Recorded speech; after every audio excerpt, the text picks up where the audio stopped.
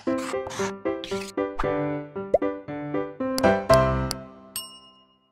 Students, welcome back to blueprint digital. आज की इस वीडियो में हम समष्टि पारस्परिक क्रियाओं के अंतर्गत सहभोजिता यानी कि कमेंसलिज्म और सहोपकारिता यानी कि म्यूचुअलिज्म के बारे में पढ़ेंगे।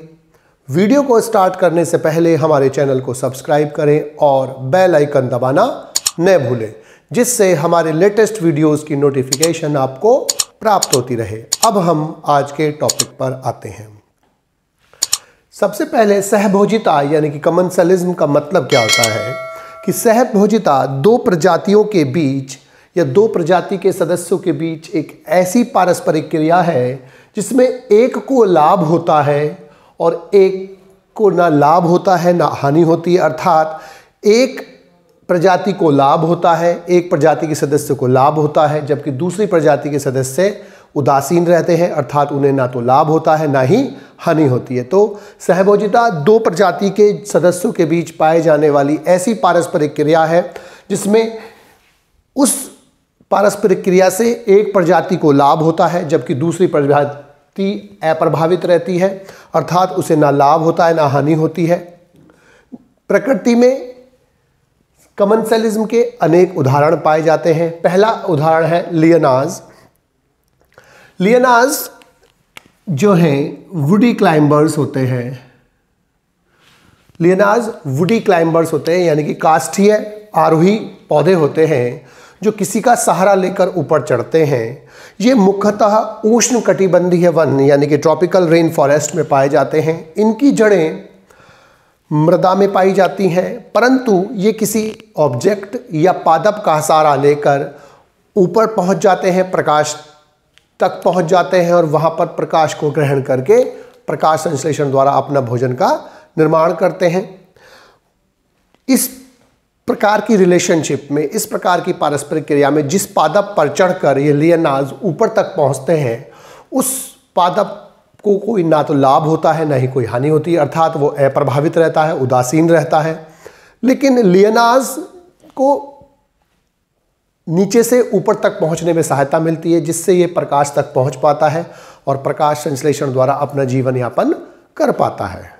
इसका जो दूसरा एग्जाम्पल है वो है अधिपादप यानी कि एपीफाइट्स। अधिपादप यानी कि एपीफाइट्स वे प्रकाश संश्लेषी पादप होते हैं जो प्रकाश संश्लेषण द्वारा अपने भोजन का निर्माण तो स्वयं कर सकते हैं, परंतु वो किसी अन्य पादप पर केवल सपोर्ट के लिए, सहारे के लिए यानी कि वास के लिए ही निर्भर रहते हैं।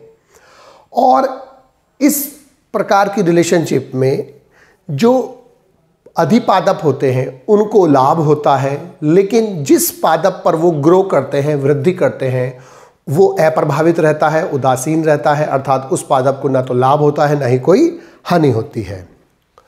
तो अधिपादप ऐसे पादप हैं जो किसी अन्य पादपों पर ग्रो करते हैं, वृद्धि करते हैं, लेकिन उनमें अपने प्रकाश संश्लेषण की क्षमता होती है। आम के वृक्ष पर पाए जाने वाला ऑर्किड कमेंसलिज्म का एक अच्छा उदाहरण है। आम के पौधे पर जो ऑर्किड्स प्लांट उगता है उस संबंध में, उस पारस्परिक क्रिया में आम का पौधा अप्रभावित रहता है, अर्थात आम के पौधे को ना तो लाभ होता है ना ही हानि होती है। लेकिन ऑर्किड के पौधे को इस संबंध से लाभ मिलता है। ऑर्किड का पौधा जो आम के वृक्ष है उसकी शाखाओं पर या उसके तनों पर चिपककर उगने में सहायता रहती है उसको, वहाँ से वो प्रकाश प्राप्त करने में आसानी रहती है उसको। अपनी आर्द्रताग्राही जड़ों के माध्यम से वो वायु से नमी अवशोषित करने में ब्रांचेस का यूज़ करता है, तने का यूज़ करता है। अर्थात ऑर्किड को अनेक लाभ मिलते हैं इस आम के वृक्ष से पर उगने से, लेकिन आम को कोई भी इससे फ़ायदा नहीं होता। ऑर्किड आम के पौधे पर पोषण के लिए निर्भर नहीं रहता, क्योंकि ऑर्किड का पौधा प्रकाश संश्लेषी होता है और वो अपना प्रकाश संश्लेषण द्वारा भोजन स्वयं बनाता है। तीसरा एग्जाम्पल जो है समुद्री एनीमोन तथा क्लाउन मछली के बीच संबंध होता है। जो समुद्री एनीमोन वह उनके स्पर्श को यानी कि दंशन स्पर्श को यानी कि टेंटकल्स के बीच में क्लाउन मछली पाई जाती है।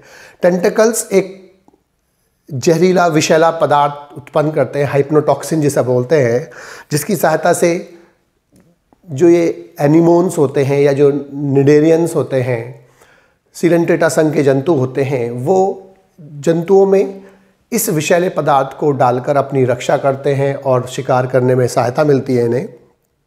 तो इन स्टिंगिंग टेंटिकल्स दंशक स्पर्शकों के मौजूदगी के कारण कोई भी परभक्षी सामान्यतः सी एनिमोन्स के पास नहीं आते। क्लाउन मछली इन समुद्री एनिमोन और उनके टेंटिकल्स के बीच में रहती है, जिससे जो परभक्षी होते हैं वो क्लाउन मछली को नुकसान नहीं पहुंचा पाते, परभक्षियों से उसकी रक्षा होती है।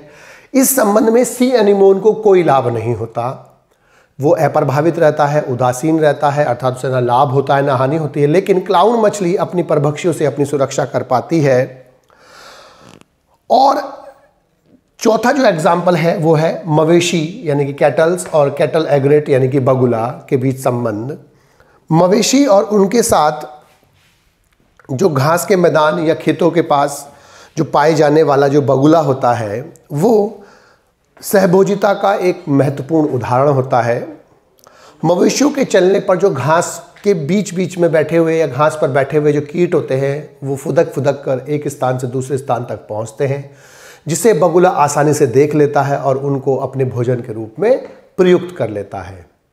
इस संबंध में कैटल्स को यानी कि जो मवेशी हैं उनको कोई लाभ नहीं होता, वो उदासीन रहते हैं।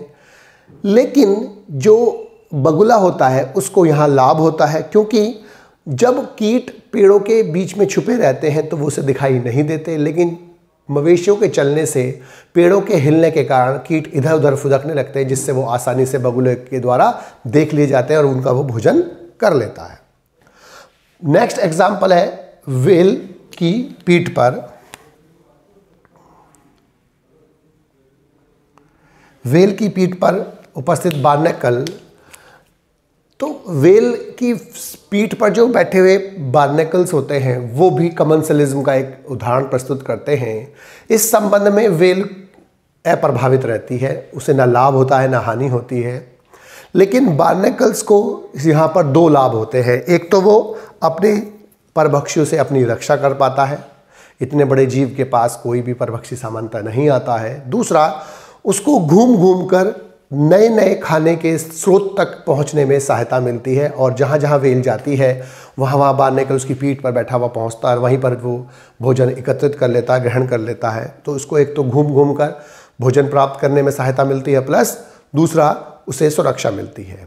इसके अलावा शार्क तथा उसके साथ पाई जाने वाली शकरफिश और पायलट फिश भी कमेंसलिज्म का एक अच्छा उदाहरण होती है। शार्क के साथ ये फिश चिपकी रहती हैं और इस संबंध में शार्क को ना लाभ होता है ना हानि होती है, क्योंकि शार्क बड़ी होती है और ये छोटी फिश उसके साथ चिपकी रहती है, उसे पता भी नहीं चल पाता है और वो उसको कोई ना लाभ होता है ना हानि होती है। लेकिन इन फिश को, छोटी शकरफिश और पायलट फिश को सुरक्षा मिलती है और इनके आसपास कोई भी परभक्षी नहीं आता, जिससे इनको भोजन के रूप में ग्रहण करना आसान नहीं हो पाता है, जिससे इनकी सुरक्षा होती है। अब हम सहोपकारिता यानी कि म्यूचुअलिज्म के बारे में पढ़ेंगे। म्यूचुअलिज्म एक ऐसा पारस्परिक क्रिया है, एक ऐसी पारस्परिक क्रिया है जिसमें दो प्रजाति के जीव एक दूसरे के साथ इस प्रकार से रहते हैं कि दोनों एक दूसरे को लाभ पहुंचाते हैं, अर्थात दोनों प्रजाति के जीवों को उस पारस्परिक क्रिया से लाभ होता है। लेकिन अगर उन प्रजातियों को अलग अलग कर दिया जाए तो वो अलग अलग सरवाइव नहीं कर सकती, उनका अलग अलग अस्तित्व बरकरार रखना मुश्किल हो जाता है। यानी कि म्यूचुअलिज्म एक अविकल्पी पारस्परिक क्रिया है जिसमें दोनों जीव एक दूसरे से लाभान्वित होते हैं, दोनों एक दूसरे को लाभ पहुंचाते हैं। म्यूचुअलिज्म यानी कि सहोपकारिता का जो एग्जाम्पल्स होते हैं वो सभी किंगडम्स में पाए जाते हैं, सभी जगतों में पाए जाते हैं। मोनारा किंगडम में राइजोबियम जीवाणु जो होता है वो दलहनी फसलों की जड़ों में रूट नोड्यूल्स यानी कि गांठों में रहता है और वहाँ बैठे हुए वहाँ पर वो नाइट्रोजन का फिक्सेशन करता है, नाइट्रोजन का स्थायीकरण करता है और बदले में इसे वहाँ पर सुरक्षा और भोजन प्राप्त होता है। सेकंड एग्जाम्पल मोनेरा का है मिथेनोजेन, जो रूमिनेंट्स होते हैं, जुगाली करने वाले जो जंतु होते हैं जिन्हें रूमिनेंट्स कहते हैं, उनकी आमाशय में जो रूमन होता है उनके अंदर मिथेनोजेंस पाए जाते हैं जो वहाँ पर सेलुलोज के डाइजेशन में हेल्प करते हैं, सेलुलोज के पाचन में सहायता करते हैं। बदले में इन्हें वहाँ पर भोजन प्राप्त होता है। मनुष्य की आंत में पाए जाने वाले विटामिन संश्लेषी जीवाणु भी म्यूटलिज्म का एग्जाम्पल शो करते हैं। जगत प्रोटिस्टा में दीमक की आहार नाल में पाए जाने वाले ट्राइकोनिम्फा नामक प्रोटोजोन्स वहाँ पर लिग्निन और सेलुलोज के डाइजेशन में हेल्प करते हैं, क्योंकि जो दीमक है उनका जो भोजन होता है वो वुड होता है। वुड में 50% से अधिक सेलुलोज होता है। सेलुलोज को डाइजेस्ट करने के लिए ट्राइकोनिम्फा प्रेजेंट होते हैं और बदले में ट्राइकोनिम्फा को भोजन का कुछ पार्ट मिलता है, क्योंकि अगर ट्राइकोनिम्फा नहीं होते तो वो उस वुड को डाइजेस्ट नहीं कर सकते, सेलुलोज को डाइजेस्ट नहीं कर सकते। जो ट्राइकोनिम्फा होता है वो सेलुलोज डाइजेस्टिव एंजाइम सेलुलेज को सिंथेसिस करता है, संश्लेषित करता है। इससे उस सेलुलोज को डाइजेशन में सहायता मिलती है और बदले में इसको भोजन प्राप्त होता है। फंजाई जगत में 2 एग्जाम्पल हैं जो म्यूटलिज्म का एग्जाम्पल है, माइकोराइजा और लाइकेन्स। लाइकेन शैवाल और कवक के बीच पाए जाने वाली एक ऐसी पारस्परिक क्रिया है या 2 अलग अलग प्रजाति जैसे एल्गी और फंजाई दोनों के बीच एक ऐसा संबंध है जिसमें 2 जीव इस प्रकार से एक साथ साथ रहकर एक कंपोजिट प्लांट बनाते हैं, एक प्लांट बनाते हैं जिसमें कुछ पार्ट एल्गी का होता है, कुछ पार्ट फंजाई का होता है। फंजाई जल और खनिज लवणों को अवशोषित करता है और इन्हीं जल और खनिज लवणों को शैवाल यूज़ करके भोजन का निर्माण करता है, प्रकाश संश्लेषण द्वारा भोजन का निर्माण करता है। इसमें से कुछ भोजन फंजाई को प्राप्त होता है, कुछ भोजन एल्गी को प्राप्त होता है। दोनों साथ साथ रहते हैं, लेकिन दोनों को अलग अलग करने पर दोनों का सर्वाइवल मुश्किल हो जाता है। इसी प्रकार से माइकोराइजा कवकों यानी कि फंजाई और उच्च पादपों विशेष रूप से जिम्नोस्पर्म यानी कि अनावृत बीजी पादपों की जड़ों के बीच पाए जाने वाले सहजीवी संबंध को हम माइकोराइजा बोलते हैं। फंजाई लवणों के अवशोषण विशेष रूप से फास्फोरस के अवशोषण में पादप को सहायता देता है और इसके बदले में उन्हें ऊर्जा प्राप्त करने वाले कार्बोहाइड्रेट्स प्राप्त होते हैं। दोनों एक दूसरे से लाभान्वित होते हैं। इसके बाद जगत एनिमेलिया यानी कि जो किंगडम एनिमेलिया है उसके अंदर भी अनेक एग्जाम्पल्स हैं जो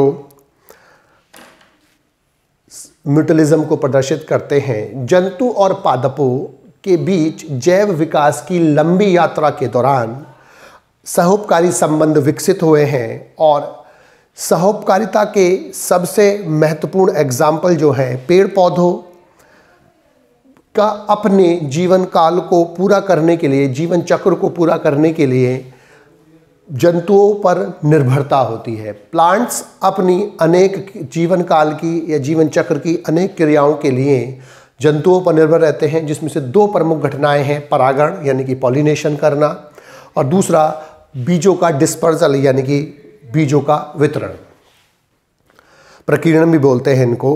पादप पुरस्कार के रूप में जो पॉलिनेटर्स होते हैं, परागणकर्ता होते हैं, जो परागण करते हैं जंतु जो मुख्य रूप से कीट होते हैं, उनको नेक्टर यानी कि मकरंद और पोलन्स यानी कि पराग मिलते हैं।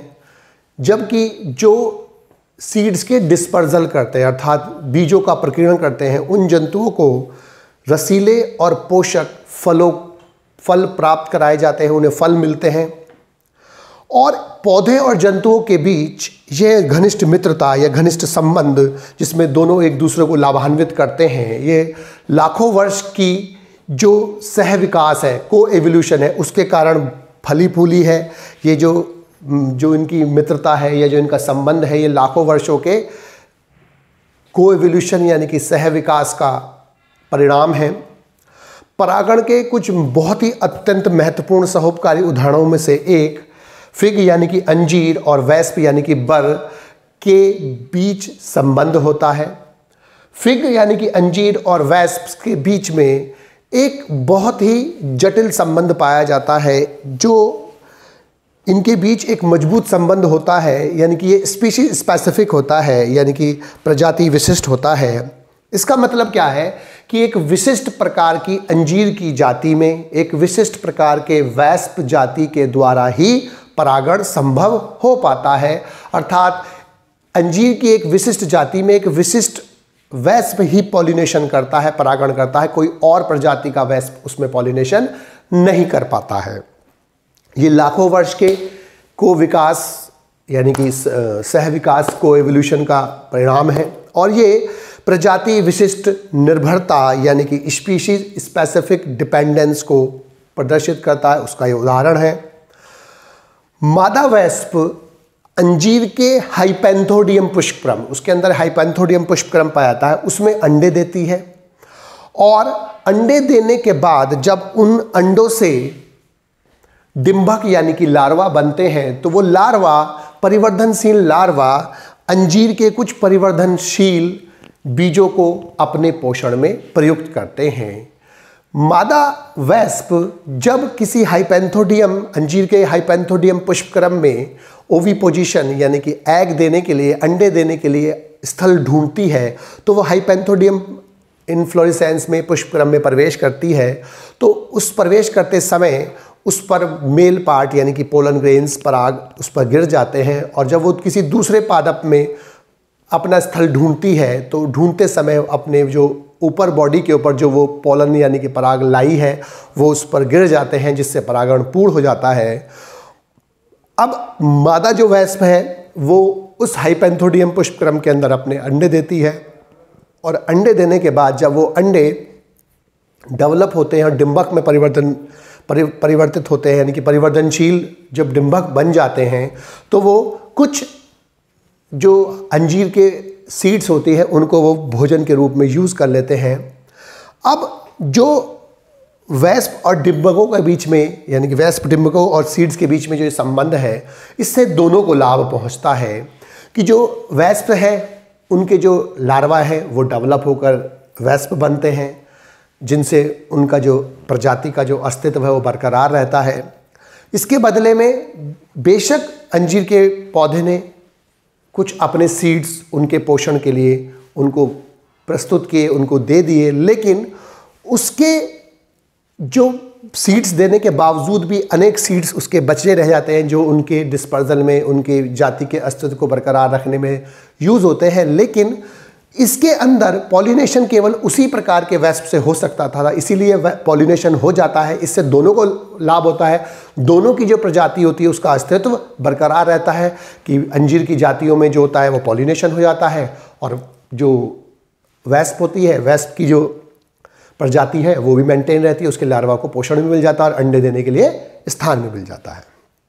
इसके अलावा जो दूसरा एग्जाम्पल है जो बहुत ही महत्वपूर्ण है वो है ऑफ्रिस ऑर्किड और बीज और बम्बल बीज जो उसके पॉलिनेटर्स होते हैं, परागणकर्ता होते हैं, उनके बीच में जो संबंध होता है।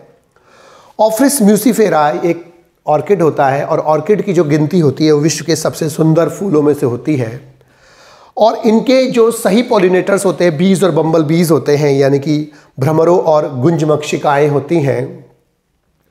तो इनमें जो पॉलिनेशन होता है उसके लिए दोनों में को एवोल्यूशन हुआ है। जो अनेक ऑर्किड्स है जैसे ऑफ्रिस म्यूसिफेरा है वो एक भूमध्य सागरीय मेडिटेरियन ऑर्किड बी है।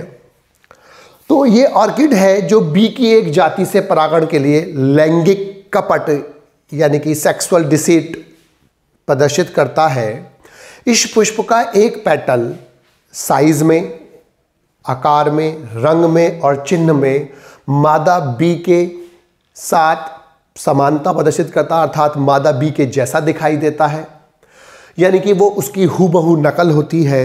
नर बी इस पुष्प के इस पेटल को मादा बी समझता है और इसके साथ इसकी ओर आकर्षित होता है। आकर्षित होने के साथ इसके साथ कूट यानी कि छदम, मैथुन यानी कि सूडियो कॉपुलेट करता है और सूडियो कॉपुलेट करने के दौरान उस पर मेल पार्ट जो पोलन ग्रेन्स होती हैं वो उस पर आकर गिर जाती हैं।